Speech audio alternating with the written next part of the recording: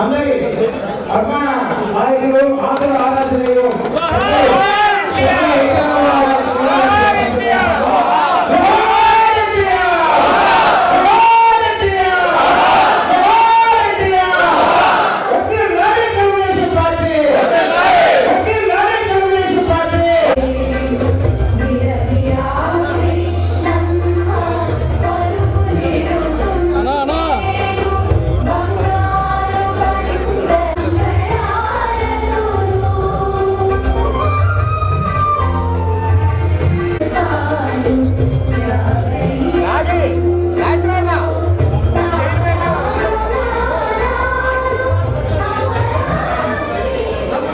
అందరూ ఒకసారి నిలబడండి ప్లీజ్.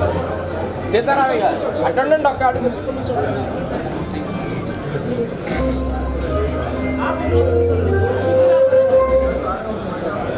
ఒక్క నిమిషం అటెండండి, వెళ్ళిపోతారు నిమిషాలు.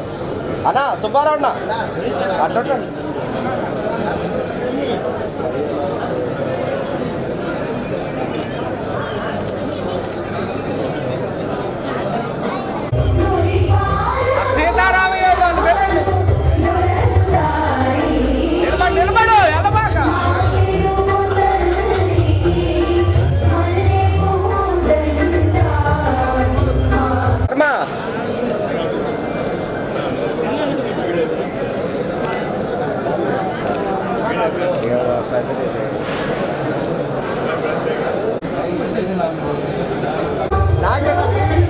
అయినాక చెప్పింది అవని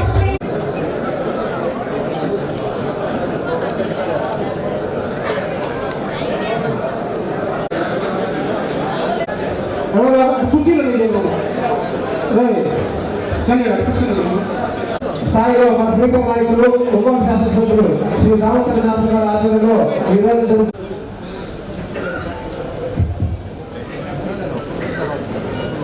ఇప్పుడు ఈ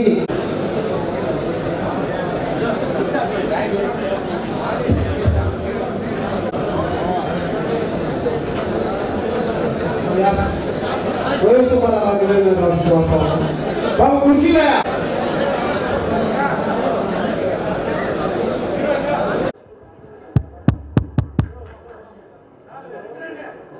అందరికీ నమస్కారాలు. చాలా సంతోషం. ఈరోజు ఒంగోలు మహానాడు కార్యక్రమానికి విచ్చేసినటువంటి మన బాలాజీ గారు, అదేవిధంగా సుబ్రహ్మణ్యం గారు, మన మొన్నే చైర్మన్గా పీడీసీ బ్యాంక్ చైర్మన్గా అయిన సీతారామయ్య గారు, అదేవిధంగా మంత్రి శ్రీనివాసరావు గారు, మన శ్రీరామ్మూర్తి గారు, శశిభూషణ్ గారు, కామపల్లి శ్రీనివాస్ గారు, సింగరాజు రాంబాబు గారు, సురేష్ గారు, వెంకటేశ్వర్లు గారు, ప్రసాద్ గారు, కృష్ణ గారు, ఇంకా మా యంగ్ డైనమిక్ మన తులసిరావు గారు, మన సుబ్బారావు గారు, అదేవిధంగా రవిచంద్ర గారు, ఇంకా మన వాళ్ళంతా కూడా ఉన్నారు. అందరు చదివితే మన మేయర్ గారు గంగారు సుజాత గారు, ఇంకా అదేవిధంగా నువ్వు సీరియస్ అవగా కట్ నుంచి వచ్చే లోపలికి ఇటు అయింది. దీంట్లో ఏలా అందరూ మన కుటుంబ సభ్యులం, దాంట్లో వేరేదేంలే. ఇంకా మన కార్పొరేటర్ల కాడి నుంచి అందరూ కూడా పెద్దలందరికీ, ఇక్కడికి విచ్చేసిన తెలుగుదేశం పార్టీ కుటుంబ సభ్యులకి అందరికి కూడా మనస్ఫూర్తిగా పేరు పేరున నా నమస్కారాలు తెలియజేస్తున్నాను. ఈరోజు ముఖ్యంగా మన వాళ్ళకి నాకైతే ఇందాక వచ్చినప్పుడు చూసా, చాలా సంతోషం వేసింది. ఎందుకంటే కొత్త వాళ్ళందరూ కూడా ఈరోజు ఇంటిమేషన్ తెలుసుకొని ఈరోజు మహానాడు ఉంది, ఒంగోలు నియోజకవర్గం సంబంధించింది, అందరం కూడా ఒకసారి కలుసుకోవాలని ఈరోజు మీ అందరూ కూడా ఈ కార్యక్రమానికి ఎక్కువ మంది హాజరైన మీ అందరికి కూడా మనస్ఫూర్తిగా మరోసారి నా అభినందనలు శుభాభినందనలు తెలియజేస్తున్నాను. మనం ఒకసారి గమనించుకున్నప్పుడు ప్రతి 2 సంవత్సరాలకి మనం ఎప్పుడు కూడా నియోజకవర్గం మహానాడు పెట్టుకోవటం, తర్వాత జిల్లా మహానాడు పెట్టుకోవటం, ఆ తర్వాత మెయిన్ మహానాడు ఏదైతే 27, 28, 29 ఉందో ఆ 3 రోజులు ఎక్కడ పెడతారో అక్కడికి వెళ్ళి మనం అందరం కూడా అటెండ్ అవటం, ఇది ప్రతి 2 సంవత్సరాలకు ఒక ఆనవాయితీగా మనందరం కూడా కలుసుకోవటం, ఇవన్నీ కూడా కార్యక్రమాలు జరుగుతూ ఉంటాయి. దాని ఉద్దేశపూర్వకంగానే మన నియోజకవర్గంలో ఏవైతే ఉన్నాయో దాని ఇబ్బందికరంగా ఉండేవి అందరం కూడా తీర్మానాలు చేసుకోవటం, ఏదైతే అంశాలు ఉన్నాయో దాని తీర్మానాలు చేసి మనం రాష్ట్రానికి పంపించి దాని ద్వారా రేపు మహానాడులో అవి పెట్టుకొని ముందుకు పోయే విధంగా ఈరోజు మహానాడు కార్యక్రమాలు కూడా మనం చేసుకోవటం మనమంతా కూడా తెలిసిన విషయం. ఈరోజు 43 సంవత్సరాలు తెలుగుదేశం పార్టీ పెట్టి భారతదేశంలోనే ఎక్కడా కూడా ఇంతమంది కుటుంబ సభ్యులు, ఇంతమంది పార్టీ కార్యకర్తలు ఉండేది ఏ పార్టీకి లేదని చెప్పేసి కూడా మీ అందరూ కూడా మేము తెలియజేస్తున్నాం. ఈరోజు ఈ 43 సంవత్సరాల్లో అనేక ఎగుడుదిగులు చూసాం, కష్ట నష్టాలు చూసాం. అధికారం ఉండేటప్పుడేమో మనం కష్టపడటం, అన్ని పనులు చేయటం, అన్ని జాగ్రత్తలు చేసి సంపద కూడా చేసి పెట్టి వెళ్ళేకి మళ్ళా పార్టీ మారటం, వాళ్ళు వచ్చిన తర్వాత మళ్ళా లోడ్ బడ్జెట్ లేకపోతే అన్నీ తినేసి మళ్ళా దాన్ని చేసి పెట్టడం, ఇవన్నీ కూడా ఎన్నోసార్లు మన ఎగురుదిగుళ్ళు కూడా మనం అందరం కూడా చూసాం. ఎన్టీ రామారావు గారు చేసిన కార్యక్రమాలు ఏమున్నాయో వీరంతా కూడా మన తెలుగుదేశం కుటుంబ సభ్యులే. ఇవన్నీ కూడా మీ అందరికి కూడా తెలిసిన విషయాలు. ఆయన పెట్టిన పథకాలు ₹2 కిలో బియ్యం కానీ, మన పక్కా గృహాలు కానీ, ఈరోజు మహిళలకి సమాన హక్కు కానీ, ఇవన్నీ కూడా ఆయన ఆ రోజుల్లో ముందు చూపుతో పెట్టిన కార్యక్రమాలే ఈ రోజుకి కూడా ఈ రాష్ట్రంలో అమలు జరుగుతున్నాయి. అంటే ఆయన ఏ విధంగా అమలు చేశాడనేది కూడా మనం అందరం కూడా ఆలోచించుకోవాల్సిన విషయం. అలాంటి పార్టీలో మనం పనిచేయటం మనం గర్వంగా మనం చెప్పుకునే విధంగా ప్రతి కార్యకర్త కూడా ఉండే విధంగా ముందుకెళ్ళాలని చెప్పి కూడా మీకు తెలియజేస్తున్నాను. ఆ తర్వాత చంద్రబాబు నాయుడు గారు వచ్చిన తర్వాత కూడా అనేక పథకాలు ఏదైతే ఈరోజు ఉండే పరిస్థితుల్లో ఆయన కూడా పార్టీని ముందుకు తీసుకెళ్తా, నిరంతరం కష్టపడతా, పార్టీని ప్రజలకి ఏం చేస్తే బాగుంటుందనే ఒక ఉద్దేశంతో ఆయన కూడా అనేక కార్యక్రమాలు చంద్రబాబు నాయుడు గారు చేయటం చూసాం. ఆ తర్వాత మళ్ళా మన లోకేష్ గారు వచ్చిన తర్వాత కూడా ఆయన 4000 కిలోమీటర్ల పాదయాత్ర ఒక యువగలం సృష్టించింది. దేశంలోనే యువగలం అన్ని రాష్ట్రాల్లో కూడా ఒక ప్రజమంజనం సృష్టించింది. అలాంటి యువగలంలో మన లోకేష్ గారు చేసి అన్ని వర్గాల్లో కష్ట నష్టాలు కూడా తెలుసుకొని ఈరోజు ఆయన కూడా ఒక మంత్రిగా ఈరోజు అనేక కార్యక్రమాలు కూడా ఆయన చుట్టం కూడా మనం చూస్తున్నామని చెప్పి కూడా మీకు తెలియజేస్తున్నా. కాబట్టి ఇలాంటివన్నీ కూడా మనం చేసుకుంటా ముందుకెళ్తున్నాం. ఈరోజు ఉండే సమస్యలు ఏమున్నాయి అనేది మనం కూడా మన నియోజకవర్గంలో మనం చేసుకోవాల్సిన అవసరం ఉంది. ముందుగా మీ అందరికైతే 34,000 మెజార్టీ వచ్చిందంటే మీ అందరి కృషి, మీ అందరి పట్టుదల, ప్రతి ఒక్కరి కార్యకర్త కూడా ఒక కసితోటి ఏవైనా సరే ఈసారి పార్టీ రావాలి అని అందరి కష్టంతో మనకు అంత మెజార్టీ జిల్లాలో రాంది, మన ఒంగోలులో ఎప్పుడు రాదు, ఇంకెప్పటికీ రాదు కూడా. అలాంటి మెజార్టీని తీసుకొచ్చిన ఘనత నాది కాదు మీదని చెప్పి కూడా మీ అందరికీ కూడా నేను తెలియజేస్తున్నాను. మా మహిళలు ఉన్నారు, ఇందాక మన శ్రీనివాస్ చెప్పాడు, మన మొత్తం నేను సీన్ చెప్పాడు.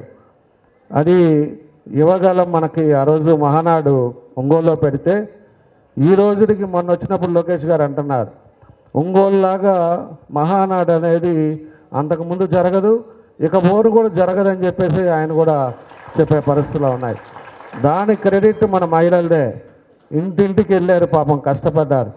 ఇంటింటికి వెళ్ళి బొట్టు పెట్టి అందరూ మహానాడికి రండి అని చెప్పి అందరిని కూడా మహారాష్ట్రలో ఈరోజు అంత వైభవంగా జరగటానికి వాళ్ళ మూల కారణం అని చెప్పేసి కూడా మా మహిళలకు కూడా ఈ సందర్భంగా నేను తెలియజేస్తూ ఉన్నా. అదేవిధంగా వాళ్ళు కూడా పోయినసారి 2-3 సార్లు మన మీద అరెస్ట్ చేశారు. అప్పుడు నాకు బాగా గుర్తు, ఒకసారి అరెస్ట్ చేస్తే మొత్తం మన మహిళలే రౌండప్ చేశారు. అప్పుడుండే సిఐలు డిఎస్పీలు కూడా చెప్పారు, ఏందండి ఈ మహిళలు ఏంది, మాకు అడ్డం రాస్తారు అది ఇది అని చెప్పేసి అంత ధైర్యంగా మన వాళ్ళు కూడా రౌండప్ చేసి ఎప్పటికప్పుడు కూడా పార్టీ కోసం వాళ్ళ ఇంట్లో సమస్యలు కూడా పక్కన పెట్టి పార్టీ కోసం, నా కోసం ఆ రోజు ఎంత కష్టపడ్డారో ఇవన్నీ గుర్తుండాయి. తప్పకుండా నా నురం తీర్చుకుంటానని చెప్పి కూడా మీకు ఈ సందర్భంగా నేను తెలియజేస్తూ ఉన్నాను. కాబట్టి కార్యకర్త మనం చూసుకునే పరిస్థితులను బట్టి మనం అందరూ కూడా ముందుకెళ్ళాలి. ఈరోజు ఉండే పరిస్థితుల్లో మొన్నే మనం కమిటీలు కూడా వేసుకుంటా ఉన్నాం. కేఎస్ఎస్ మెంబర్లు కూడా ఈరోజు 8,000 మందిని నియోజకవర్గంలో వేసుకున్నాం. మనకి ఇప్పుడు పెద్ద బాధ్యత మనం కార్యకర్తలందరం కూడా కనీసం నెలకి 1 గంట మనం కష్టపడే పరిస్థితులు మనం ముందుకెళ్ళాలి. ఎందుకంటే అధికారం లేనప్పుడు ఒక పద్ధతి, అధికారం ఉండేటప్పుడు మనం అందరం కూడా కలిసి సమన్వయంతో ముందుకెళ్లాల్సిన అవసరాలు ఉన్నాయి. ఈరోజు అధికారంలో ఉండేటప్పుడే అనేక బుర్రలు జల్లుతుంటారు, అనేక మాట్లాడుతుంటారు. దాన్ని అన్నీ కూడా మనం పెట్టుకొని మనం అన్ని విధాలుగా కూడా ప్రజలకి దగ్గరగా ఉంటాం, ప్రజలకు మనం ఏం చేసామనేది మనం అన్నీ కూడా ప్రజల్లో మమేకమై మనం పనిచేసుకునే కార్యక్రమాలు కూడా మనం చేసుకోవాలని చెప్పేసి కూడా మీకు తెలియజేస్తున్నా. ఖచ్చితంగా మనం ఏమైతే ఈరోజు కేఎస్ఎస్లు కానీ మెంబర్లు కానీ అన్నీ వేసుకున్నామో ఈరోజు ఒక బాధ్యత ప్రకారంగా ప్రభుత్వంలో ప్రజల సమస్యలు కూడా తగ్గిపోవాలి. నేను మన డివిజన్కి వచ్చినప్పుడు మీటింగ్లో కూడా చెప్పాం, ప్రజల్లో ఉండే ఏ అయితే సమస్యలు ఉన్నాయో దాన్ని కూడా మన అందరం కూడా కలిసి ప్రజలను కూడా మన నియోజకవర్గం అభివృద్ధితో పాటు ప్రజల సమస్యలు కూడా తగ్గించుకుంటా పోయినప్పుడు ఖచ్చితంగా ప్రజలు కూడా గుర్తుపెట్టుకుంటారని చెప్పేసి కూడా మీకు ఈ సందర్భంగా నేను తెలియజేస్తున్నా. కాబట్టి మన అందరం కూడా కలిసి నియోజకవర్గ అభివృద్ధితో పాటు ప్రజల సమస్యలను కూడా మనం ముందుకెళ్దాం. ఈరోజు ఏ విధంగా అయితే మీ అందరూ కూడా వచ్చారో అదే బాటల్లో మనం భవిష్యత్తులో కూడా ఇప్పుడు 11 నెలలు అయింది, దానికి ఒక పద్ధతి ప్రకారంగా మనం ముందుకెళ్లే కార్యక్రమాలు కూడా చేపడతామని చెప్పేసి కూడా మీకు తెలియజేస్తున్నాను. ఈరోజు 8,000 మందికి నేను ఎప్పుడు చెప్పేదే, ప్రతి కార్యకర్త ఎవరైతే ఉన్నారో ఖచ్చితంగా వాళ్ళకి ఏం చేయాలనేది కూడా నేను చూస్తున్నాం. కొంతమందికి చేసాం, కొంతమందికి చేస్తాం. ఖచ్చితంగా ఏది చేస్తే మీకు ఇబ్బంది లేకుండా ఉంటుందో ఆ కార్యక్రమాలు కానీ ఖచ్చితంగా తొందరలోనే చేసే పరిస్థితి ముందుకు తీసుకెళ్తాం. మీకు ఏ ఇబ్బంది రాకుండా చూసే భరత్ కూడా నేను తీసుకెళ్తామని చెప్పి కూడా మీకు తెలియజేస్తున్నా. కానీ మనం కూడా సమన్వయంతో ఒక పద్ధతి ప్రకారంగా మనకి ప్రజల్లో ఒక నమ్మకం మీద మనకు గెలిపించారు. గెలిచినప్పుడు రేపు మనం ఏదైతే చూపించే పరిస్థితి రాకుండా అందరం కూడా ఏదైతే మంచి పద్ధతిలో మంచి మార్గాల్లో మనం ముందుకెళ్తామో దాన్ని ఖచ్చితంగా ప్రజలు హర్షిస్తారని చెప్పి కూడా మీకు తెలియజేస్తున్నా. కాబట్టి దాన్ని అన్నీ కూడా మనం చూసుకొని ముందుకెళ్ళే కార్యక్రమాలు కూడా మనం చేపడదాం. తప్పకుండా కూడా నియోజకవర్గంలో అందరం కూడా కలిసి మనం ముందుకెళ్ళే మార్గం కూడా మనం చేసుకుందామని చెప్పేసి ఈ సందర్భంగా మీ అందరికీ కూడా నేను తెలియజేస్తా ఉన్నా. మనం ఎన్నికలప్పుడు కూడా ఒక 5-6 అంశాల మీద మనం ఎన్నికలప్పుడు ప్రచారంలో కూడా చెప్పాం. ప్రతిరోజు మంచినీళ్ళు ఇస్తాం, ఖచ్చితంగా ప్రభుత్వం వచ్చిన తర్వాత గుళ్ళకమ్మ నుంచి పోయినసారి మనం పైప్ లైన్లు వేసాం. తప్పకుండా భవిష్యత్తులో పూర్తిగా ఇంకా పైప్ లైన్లు ఏమున్నాయో అవన్నీ పూర్తి చేసి ప్రతిరోజు ఒంగోలు అనేది శాశ్వత మంచినీళ్ళు అనేది కూడా తీసుకొస్తామని చెప్పేసి కూడా మనం ఎన్నికలప్పుడు ప్రజలకు కూడా హామీ ఇచ్చాం.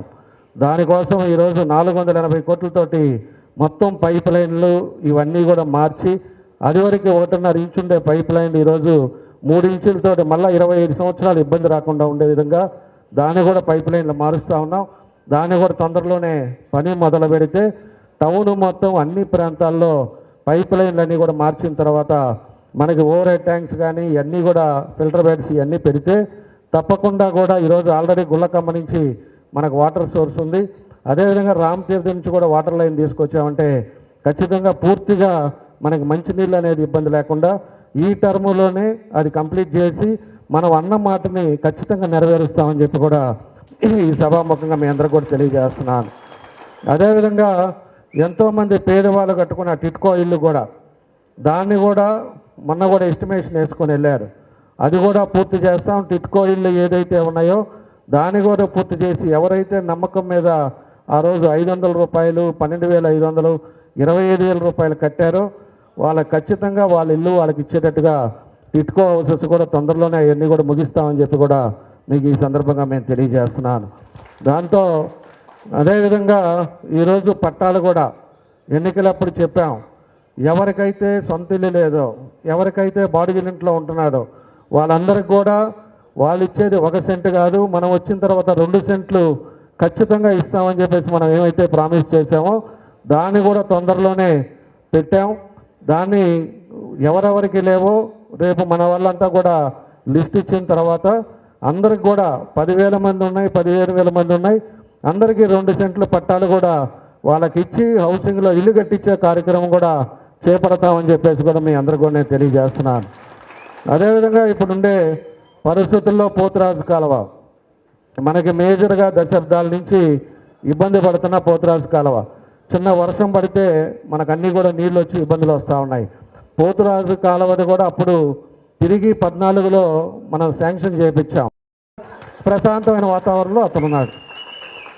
ఏ పార్టీకి పోదామని అర్థం కాక లాస్ట్కి ఏదో గొడుగు కింద ఉండాలి కాబట్టి ఒక పార్టీలోకి పోయాడు. ఆ పార్టీలో పెట్టుకొని ఒక్కో రీల్ వేస్తుంటాడు. 10 రోజుల్లో నాకు ఎమ్మెల్సీ వస్తుంది, 10 రోజులు అయిపోయిన తర్వాత నాకు మంత్రి అయిపోతున్నా. ఆ తర్వాత 10 రోజులకేమో నేను మళ్ళీ పార్టీలో 4 జిల్లాలకు హెడ్ అవుతున్నా. నువ్వు అక్కడ ఆడుకునేవాడు ఆడుకోగా జిల్లాని సర్వనాశనం చేసి, ఒంగోలుని సర్వనాశనం చేసి, ఇంతమంది మీద కేసులు పెట్టి ఏంది ఈ పరిస్థితులు అనేది అర్థం చేసుకోవాలి. అదే కానీ కొంచెం అన్నా కూడా కరెక్ట్గా ఉంటే ఓడిపోయినా గెలిచినా ప్రజల్లో ఉండేవాళ్ళు. అది మనం గుర్తుపెట్టుకోవాలి. 5 సంవత్సరాలు ఇవాళ నేను మంత్రిగా ఉన్నాను, నేను ఎమ్మెల్యేగా ఉన్నానని విర్రవీగితే ఊరు వదిలిపెట్టి వెళ్ళే పరిస్థితులు, ఇవన్నీ కూడా ఒక లెసన్ అని చెప్పి కూడా ఆయన గురించి మాట్లాడాల్సి వచ్చి మాట్లాడుతున్నా. ఎందుకంటే మనం విమర్శించేది కాదు, విమర్శించడం వల్ల ఉపయోగం ఏముంది? చేసిన పాపాలకి 34,000 ఎగిరిపోయాడు. కాబట్టి ఆయన ఎందుకు రాలేకపోతున్నాడు అనేది ఆయన చేసిన తప్పులు, ఆయన చేసిన పనులు, ఆయన చేసిన దానివల్ల మహిళలను కొట్టించాడు. మన సీనియర్లు మనవాళ్ళు 2-3 మహిళలను కొట్టించావు, మళ్ళా మనవాళ్ళ మీద కేసులు పెట్టించావు. ఈ పాపాలన్నీ ఊరకనే పావు. పాత రోజులంట వచ్చే జన్మ అనేవాళ్ళంట. ఇప్పుడు ఏంటంటే పాపం చేస్తే ఈ జన్మలోనే అనుభవించిపోవాల్సిందే. కాబట్టే జగన్ గారు చేసిన పాపాలకి తల్లి పక్కెళ్ళిపోయింది, వాళ్ళ చెల్లెలు పక్కెళ్ళిపోయింది, నువ్వు ఉండేవాడి ఒక్కడివి. అదొక్కటి మినిమం. డబ్బులు పెట్టుకొని డబ్బులు సంపాదించి మనమేం తినాం. డబ్బులు ఎంతవరకు కావాలో, ఎంత పర్మిట్ కావాలో అంతవరకే సంపాదించుకోవాలి. నువ్వు ఇష్టారాజ్యంగా చేసుకొని అందరినీ దూరం చేసుకొని నువ్వు చేసిన కార్యక్రమాలు ఇవని చెప్పి కూడా నేను తెలియజేస్తున్నాను. కాబట్టి మనం కూడా ఇవన్నీ కూడా ముందు చూపుని ఆలోచించుకోవాలి. ఇవాళ పదవులు రాలేదో లేకపోతే ఇంకోటో అసంతృప్తి పడద్దు. నా వల్ల ఏది మాత్రం నేను ఖచ్చితంగా చెప్తున్నా, నేను రోడ్ల మీదకి వస్తా, తిరుగుతాం, ఖచ్చితంగా మన అందరం కలుద్దాం, ఒంగోలు మార్పు అనేది తీసుకొద్దాం. 8,000 మంది ఎవరైతే మన ముఖ్య నాయకులు మన కేఎస్ఎస్లో ఉన్నారో ఏదో ఒకటి మాత్రం నేను ఖచ్చితంగా చేస్తా. అవసరమైతే నా సొంత డబ్బులైనా ఇచ్చైనా కూడా మిమ్మల్ని కాపాడుకుంటాను. అది మాత్రం ఖచ్చితంగా చేస్తా. కాకపోతే ఓపిక పట్టండి. ఓపిక అనేది మంచిది. పదవులు ఇవన్నీ అనేది శాస్త్రం కాదు, మనుషులు అనేది ముఖ్యం. మనం అన్నదరం ఒక కుటుంబం అనేది ఒక గుట్టు పెట్టుకోండి. పదవులు వస్తూ ఉంటాయి, పోతూ ఉంటాయి, ఉంటుంటాం, కలుస్తుంటాం, అవి కాదు. ఇవన్నీ కూడా కష్టానికి 10 మంది ఉన్నారు అనేది మాత్రం మీరు గుర్తుపెట్టుకోండి అని చెప్పి కూడా మీకు మరోసారి మీకు తెలియజేస్తున్నా. ఈరోజు మనకు ఒంగోలులో కూడా ఈ మహానాడు సందర్భంగా మనం కూడా ఒక 10 తీర్మానాలు పెట్టాం. ఒకటి, పొగాకు శనగ ఏదైతే గిట్టుబాటు ధరలు లేక మన రైతులు ఇబ్బంది పడుతున్నారో దాని గిట్టుబాటు ధరలు ఇవ్వాలని చెప్పేసి ఒక తీర్మానం పెట్టాం. దానికి మన వాళ్ళు మాట్లాడతారు, ప్రపోజల్ ఒకరు చేస్తారు, దానికి ఆమోదం ఒకరు చెప్పాలి. కాబట్టి మళ్ళీ మన వాళ్ళంతా మాట్లాడతారు. అదేవిధంగా కొత్తపట్నం హార్బర్ది కూడా ఒకసారి అది కూడా తీర్మానంలో పెట్టాం.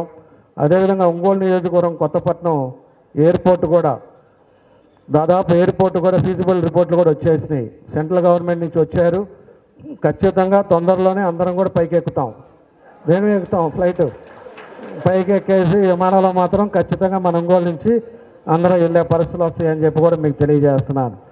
అదేవిధంగా రామతీర్థం నుంచి కూడా మనకు అదివరకు గుల్లకమ్మ నుంచి పైప్ లైన్లు వేసుకున్నాం. రామతీర్థం నుంచి కూడా పైప్ లైన్లు వేసుకుంటే అసలు భవిష్యత్తులో ఇబ్బంది లేకుండా ఉంటాయి. ఈరోజు కొంతమంది గ్రీనిష్ వాటర్ వస్తుంది, గుల్లకమ్మ నుంచి వాటర్ రావడం వల్ల వాసన వస్తుంది, ఇవన్నీ సమస్యలు ఉన్నాయి.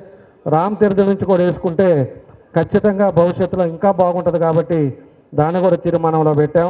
అదేవిధంగా యువగలం పాదయాత్రలో మనకి ఆ రోజు అండర్ గ్రౌండ్ డ్రైనేజ్ సిస్టము ఆ రోజు ప్రామిస్ ఉంది, అది కూడా లోకేష్ గారికి చెప్పా. అది కూడా అండర్ గ్రౌండ్ డ్రైనేజ్ సిస్టమ్ ఏమని అది ఒకటి పెట్టాం.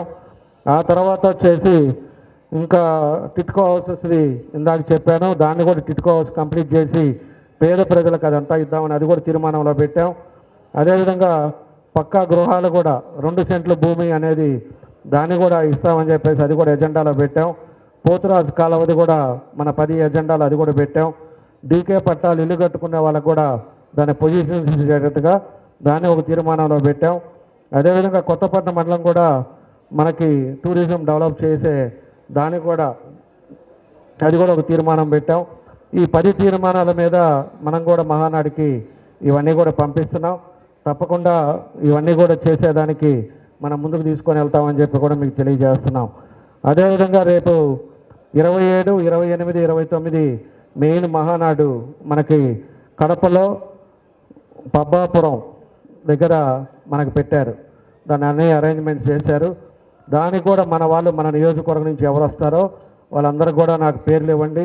వాళ్ళకి అకామిడేషను, అదేవిధంగా ట్రాన్స్పోర్టు, మీకు ఏం కావాలో వసతులు చెప్పారంటే మనకి ఇంకా 3-4 రోజులు టైం ఉంది కాబట్టి మీరు మాట్లాడుకొని ఎవరు వస్తారో వాళ్ళందరూ కూడా ఇస్తే వాళ్ళకి అన్నీ కూడా ఏర్పాట్లు కూడా అరేంజ్ చేస్తానని చెప్పేసి కూడా ఈ సందర్భంగా మీ అందరికీ తెలియజేస్తున్నా. కాబట్టి తీర్మానాలు అయ్యే వరకు మళ్ళా లేచి ఎవరు కూడా బయటికి వెళ్ళొద్దు. ఈ 10 తీర్మానాలే కాబట్టి మన వాళ్ళు 10 మంది మాట్లాడతారు. ఆ 10 తీర్మానాలను ఆమోదం చేసి ఇంకా మీ దగ్గర ఏదన్నా ఆలోచన ఉండి మీరు ఏదన్నా కొత్త ఏదైనా పెట్టాలంటే కూడా మీరు కూడా చెప్పండి, దాంట్లో కూడా యాడ్ చేద్దాం.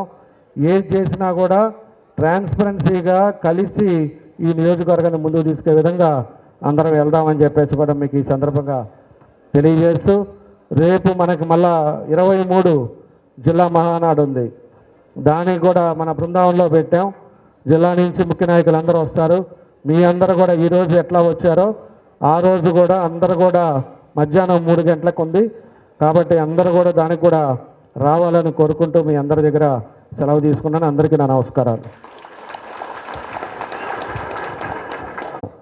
దాని కాస్త ఎన్నికలు అయిపోయిన తర్వాత వస్తే టెండర్ కూడా మన టైంలో అయిపోయింది. అప్పుడు 19లో అయిపోగానే మళ్ళీ ఇతను వచ్చిన తర్వాత రివర్స్ టెండర్ పెట్టి దాన్ని 62 కోట్లు చేసి దాని 3 కాంట్రాక్టులకు ఇచ్చి 42 కోట్ల రూపాయలు దాన్ని డ్రా చేసి దాన్ని పూర్తిగా పని కూడా అంత జరగకుండా దాన్ని క్యాన్సిల్ చేసే పరిస్థితి వచ్చింది.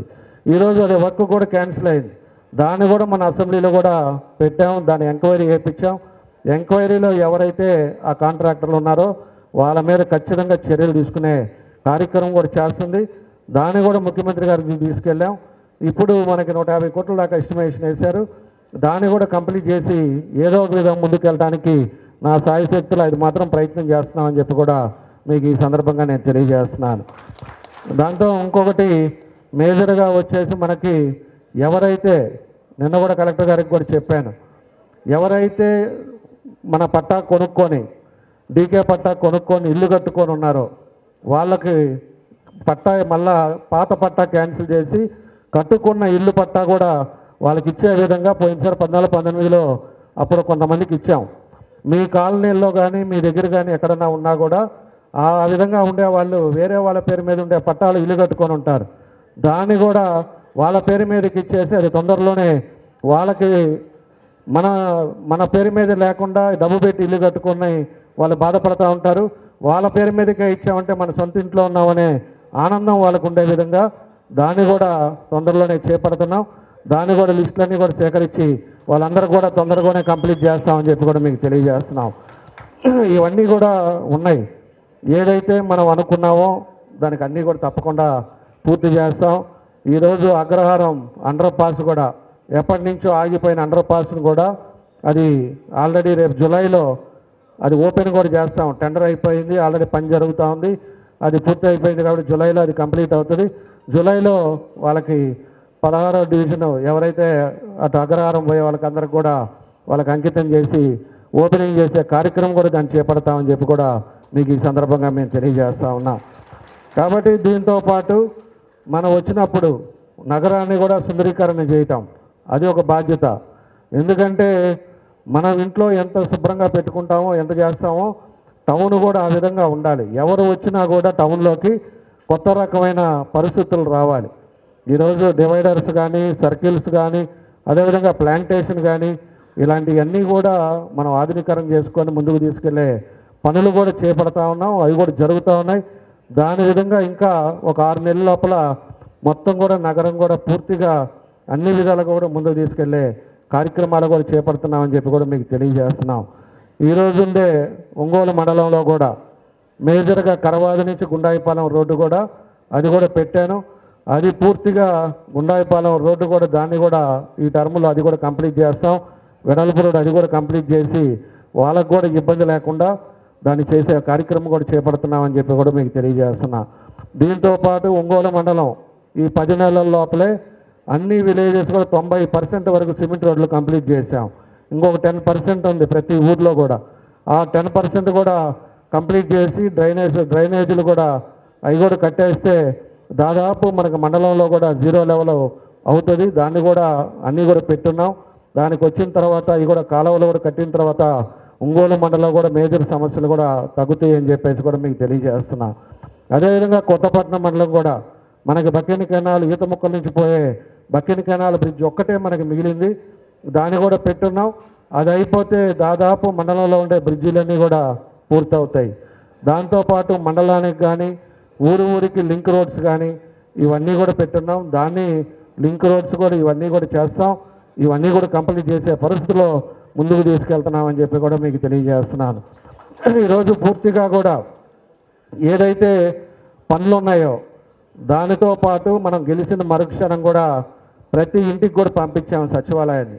ఈరోజు నగరంలో కూడా ఈరోజు కమిటీలు అయిపోయిన తర్వాత నెక్స్ట్ మీటింగ్ పెట్టేసి మీ డివిజన్లో ఏ ఇంట్లో ఏ సమస్య ఉందనేది కూడా మన డివిజన్ ప్రెసిడెంట్కి కానీ గ్రామ పార్టీ అధ్యక్షుడికి కూడా ఇస్తాం. ఆ డివిజన్లో ఉండేది ఎవరింట్లో ఏ సమస్యలు ఉన్నాయి, ఎవరింట్లో ఏం ప్రాబ్లం ఉంది. కొంతమంది పెన్షన్ లేకపోవచ్చు, కొంతమందికి సొంత ఇల్లు లేకపోవచ్చు, కొంతమందికి ఏదో విధంగా మనకు డ్రింకింగ్ వాటర్ పైప్ లైన్ లేకపోయి ఉండొచ్చు. ఇలాంటి ప్రాబ్లంలన్నీ కూడా మొత్తం కూడా రికార్డ్ చేసి పెట్టాం. దాన్ని కూడా మనకి ఇచ్చిన తర్వాత మనం కూడా వెళ్ళి వాళ్ళకందరికి కూడా అది న్యాయం చేసే విధంగా ప్రజలకు అందుబాటులో ఉండేవాళ్ళగా ప్రజలకు ఆ సమస్య ఏదైతే ఉందో దాన్ని పూర్తి చేసే విధంగా మనం అందరం కూడా కలిసి పనిచేసుకోవాల్సిన అవసరాలు ఉన్నాయని చెప్పి మీకు తెలియజేస్తున్నా. ఈరోజు హౌస్ వైజ్గా ఏమేమి చేస్తే రికార్డ్ అంతా కూడా నా దగ్గర పెట్టుకున్నాం. దాని తొందరలోనే దాన్ని కూడా డోర్ టు డోర్ మనం పంపించి దాని కార్యక్రమాలు కూడా ముందుకు తీసుకెళ్లే విధంగా మనందరం కూడా కలిసి పనిచేద్దామని చెప్పి ఈ సందర్భంగా తెలియజేస్తున్నా. ఇలాంటివన్నీ కూడా ఉన్నాయి. ఏదైతే మనము చేయాలనుకుంటున్నామో ఒక బాధ్యత ప్రకారంగా ప్రజలు మనం మీద నమ్మకం పెట్టుకొని ఏమైతే మనకు గెలిపించారో మీ అందరి కృషితో వచ్చామో మనందరం కలిసి దాన్ని ఒమ్ము కాకుండా మనందరం కూడా కష్టపడే విధంగా మనం ముందుకు వెళ్దాం. ఈరోజు అనేక మంది కొంతమంది బొంకుల దగ్గర లేకపోతే బయట మాట్లాడుతుంటారు. అవన్నీ కూడా మనం వినాల్సిన అవసరం లేదు, పట్టించుకోవాల్సిన అవసరం లేదు. మనకు అల్టిమేట్గా కావాల్సింది మీకేం కావాలి, అదేవిధంగా పార్టీకి ఏం చేసుకోవాలి, ప్రజలకు ఏం చేయాలనేది వీటి మీదే మనం గుర్తుపెట్టుకోవాల్సిన అవసరాలు. ఈరోజు మీరు కూడా అక్రమది కాకుండా కరెక్ట్గా ఏ పని ఉన్నా కూడా మన కార్యకర్తల మీద తీసుకొచ్చారంటే మన నాయకులకి తప్పకుండా కూడా పనిచేసేదానికి సాయశక్తులా నేను పనిచేసి మీకు ఇబ్బంది లేకుండా చేసే పని కూడా నేను చేపడతానని చెప్పి కూడా మీకు తెలియజేస్తున్నాను. అది లీగల్గా చేసుకునే పని అయితేనే. మళ్ళీ ఏదైనా తప్పుడు పనులు చెడ్డ పేరు తెచ్చుకునే పరిస్థితులు మీరు తీసుకురావద్దు. ఏదైనా కూడా మీరు కుటుంబాలు సంతోషంగా ఉండాలి, మీ అందరూ కూడా బాగుండాలనేదే నా ఇంటెన్షను. దాని పద్ధతి ప్రకారంగా మీరు కూడా ఎకానమీగా కానీ అన్ని విధాలుగా కూడా ముందుకు ఉండాలని చెప్పేదే నా ఆలోచన కూడా అని చెప్పేసి కూడా మీకు తెలియజేస్తున్నాను. ఈరోజు ఉండే పరిస్థితుల్లో కూడా మనం ఏం చేస్తే బాగుంటుంది అనేది కూడా మీరందరూ కూడా ఒకసారి ఆలోచించుకొని మనందరం కూడా కలిసి మనం ముందుకెళ్ళే మార్గంలో మనం వెళ్దామని చెప్పేసి కూడా మీకు తెలియజేస్తున్నాను. ఈరోజు పదవులు కూడా వస్తూ ఉంటాయి. పదవి అనేది ఒక అలంకారంతో పాటు మనం ఏం పని చేసామో అనేది కూడా మనం ఆలోచించుకోవాలి. పదవులకి మనం కష్టపడితేనే ఖచ్చితంగా ఆ పదవులు అయ్యే వస్తుంటాయి. ఈరోజు ఆ పదవి రాలేదు, ఈ పదవి రాలేదు అనేది మీరు ఎక్కడో బయట మాట్లాడుకునే మాటలు ఇవన్నీ కూడా మీరు అక్కడ మాట్లాడటం సెకండ్లో మీ పక్కన ఉన్న నాకు చెప్తాడు. అది గుర్తుపెట్టుకోండి. మీరు ఎవరెవరు ఎక్కడ మాట్లాడతారో వాళ్ళు ఏం మాట్లాడతారో కూడా నీ పక్కన ఉన్న వాళ్ళే ముగ్గురులో ఒకరు నాకు ఫోన్ చేసేదని వీడి అంటున్నాడు సార్ అని నాకు చెప్తాడు.